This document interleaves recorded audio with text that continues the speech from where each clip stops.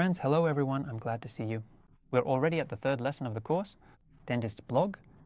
Today we're going to talk about profile design, everything related to it, setting up your profile header, choosing an avatar, and how to properly fill out highlights and featured stories.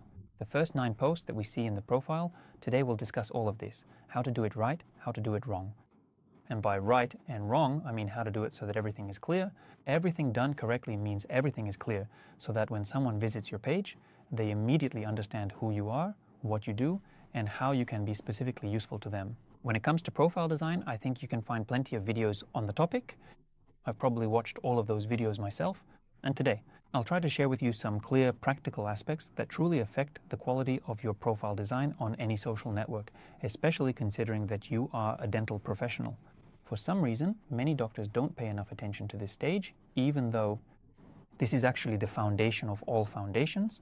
The first 3 seconds of getting acquainted with a profile happen precisely through the profile header, so that the person who visits your page immediately understands who you are, what you do, and how you can be useful specifically to them. It's important to understand here that your profile is essentially a mirror of your dental practice. Here as well, probably an important message that I repeat from lesson to lesson is that you need to clearly distinguish. Got it? There are 2 types of blogs. A blogger's blog, sorry for the tautology, and an expert's blog. So what is a blogger's blog? It's when you just film some vines, vlogs, some humor, in other words, the broadest possible topics, and you don't have expertise in any narrower field. So you're just filming. It's broad, mass market content, and the main monetization comes from advertising third-party brands.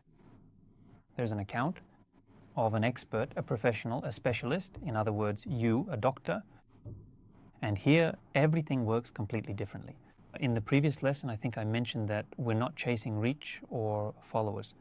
We focus on building effective communication between you and your patients. In other words, everything that bloggers do needs to be filtered through the lens of how much it can be adapted to your profession. As a rule, 90% of what they do is better left unadapted, no matter how you try. This is a continuation of the previous lesson. I'll tell you that right now, many specialists have plunged into a kind of content frenzy,